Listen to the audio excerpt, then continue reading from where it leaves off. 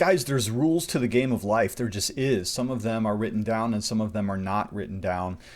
One of the unwritten rules of life is that you never, ever, ever make fun of a woman. Not your wife, not your mom, not a stranger on the street. You never mock or make fun of a woman, not her appearance, not her weight, not her hair, not her age. You just don't do it. It's loser talk. It's lame.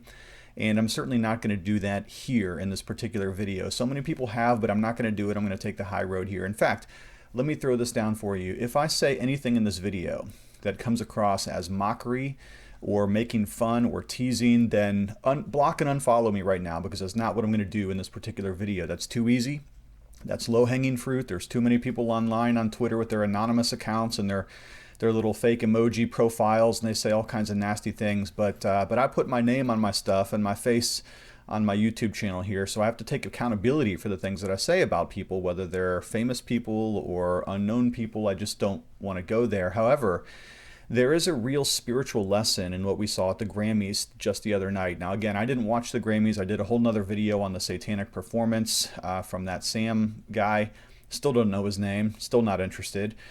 But the other thing that came out of this is when Madonna spoke for just a few moments, there was this sort of outrage online that something looked different physically about her appearance. Now, again, I'm not here to make fun, and I'm certainly not going to take that low road of doing that.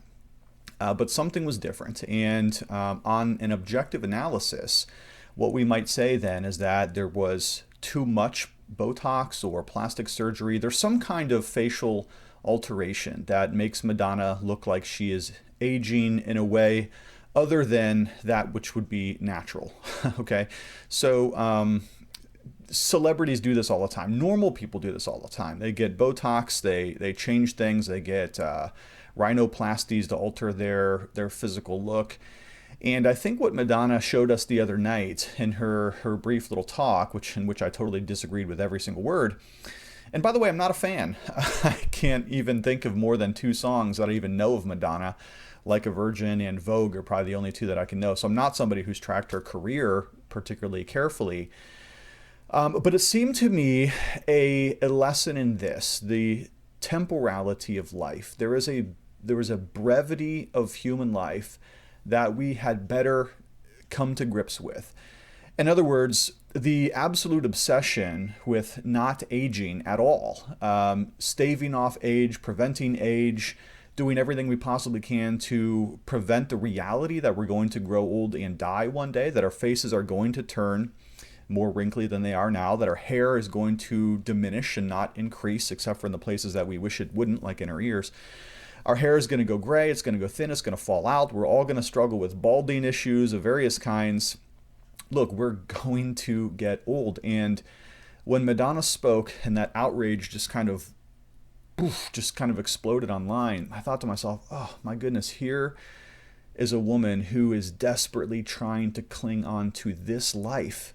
And why shouldn't she, right? She's been outrageously successful. By most people's standards, she was a beautiful woman, perhaps is, depends on your opinion. She had a world-famous global career. Here's a person who, you can see it on her face, no pun intended, loves this world. She is trying to do absolutely everything she can to stave off the reality that this life is one of brevity. You know, the Bible, when it speaks of life, it very often speaks of the brevity of life with the imagery of a shadow, that being that it's like one day, man, that the shadows are gonna change, and before you know it, morning turns to afternoon, turns to evening, turns to midnight, and life is over. The Bible speaks about that kind of reality. The Bible talks about life being a mist, James chapter 4, right? So let me share why I think Jonathan Edwards can speak a word of clarity and truth in the age of Madonnas, all right? Welcome to this channel. My name is Matthew. I'm the pastor of Gospel Fellowship PCA, one of 2 pastors. David is one as well. I don't want to act like I'm the only one here, but we are a Bible-believing church. We love Christ. We're on a mission to share the gospel with the whole world. If you're anywhere north of Pittsburgh, come check us out. We'd love for you to meet us in real life and come worship with us, all right? So I also write and teach and think much about Jonathan Edwards. He is my academic obsession, let's say. I've been studying Edwards's life for quite some time. And here's where I think Madonna on one hand and Edwards on the other provide quite the juxtaposition. Because while Madonna seems to be doing everything she can to cling desperately to this life, brief and temporary as it is, including age and vitality and health, even down to avoiding the wrinkles on the face, because they're a sign that life is short, right? Edwards is exactly the opposite. He is constantly thinking about death. Now, not death from a sort of morbid, macabre introspection, which you're kind of obsessed with your body rotting in the grave. And there are certainly people who do that. But Edwards speaks of death in what I think is the most helpfully biblical, theologically appropriate way. Because while he loves life, right? What does he say in his sixth resolution? Resolve to live with all my might while I do live. Like, he gets it. Life is short and beautiful and brief, and you have to truly take joy in the things that God has given you.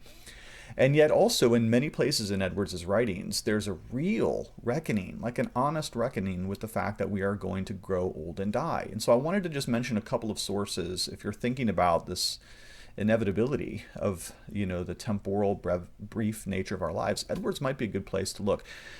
Not to promote my own stuff here, but here we go. So in my book, Holy Living, Jonathan Edwards' 70 Resolutions for Living the Christian Life, I looked at the 70 statements that he made, these bold declarations for who he wants to be when Edwards wrote these when he was 19 years old. 1722 is the year.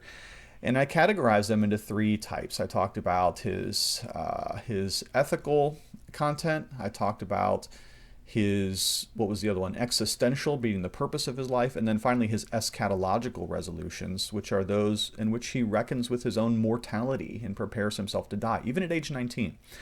So let me just read a couple of these to you, and I have much commentary about these in my book.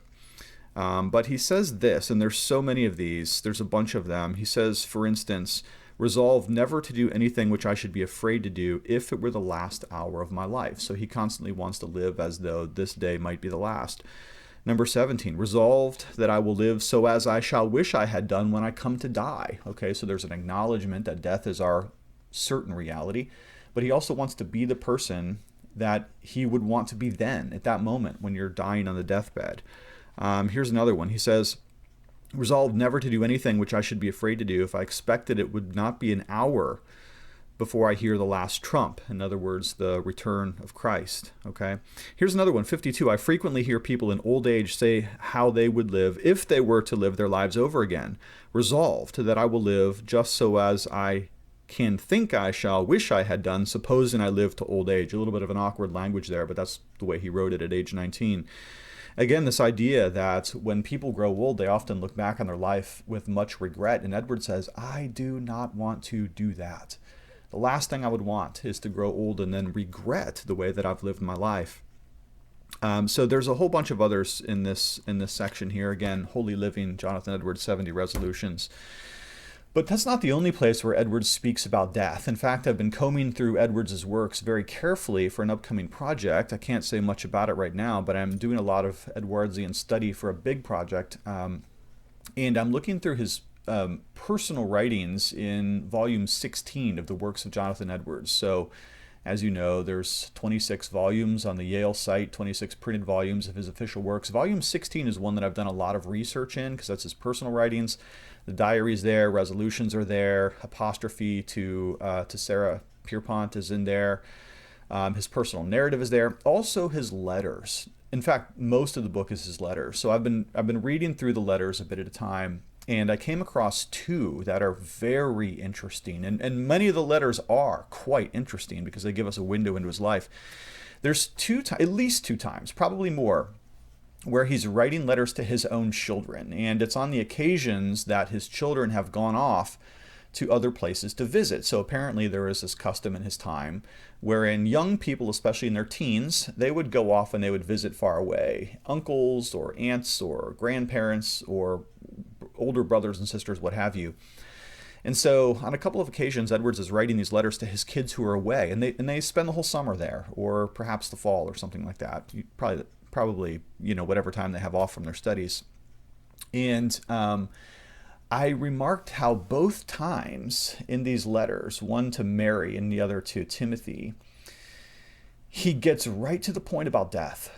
And we're talking to teenagers here, and he is warning them to prepare for the inevitability of death. In fact, he said this thing to each child that really kind of gripped me. He said, it's very possible that we will not even see each other again in this mortal life, and that you will die before you ever get home again. And I just thought, whoa, what a thing for a dad to say to his kids who are away on a summer vacation trip with the relatives. But see, there was this entire ethos in the Puritan lifestyle, the early colonial lifestyle, that the main purpose of life was to prepare for death. Nothing against good health, nothing against eating right, nothing against doing exercise or doing things to prolong our life, but nothing to prolong the life in an unnatural or unnecessary way. You see, the Puritans, they had this idea that this life is only so much preparation for the next life, and that it's the eternal world that is to come that is so much greater than this mortal temporary life in which we live right now. And this is where Edwards and even the scripture, especially the scripture itself, is so brilliant, because the Christianity, if it does anything, it prepares us well to die for the fact that there is an eternal world to come. And if this life is something like a tiny little grain of sand, just a tiny little grain of sand, then eternity is like the innumerable seashore. If this life is but a moment in time, then eternity is something like all of the millions and billions of stars and all of the galaxies. If you counted them all up, you'd only yet begin to reckon with what eternity is. So far more important is what we will be in that day. And of course, we need that grace, that forgiveness that comes through Jesus Christ, which is why the resolutions are powerful, why Edwards and other of the Puritan mindset were powerful with their recognition of the brevity of life, and why Christianity then is the one message in this world. It's not pop stars, it's not Grammy performances, but Christianity is the one thing to prepare us rightly for the inevitability of our death. There's nothing you can do to stave that off.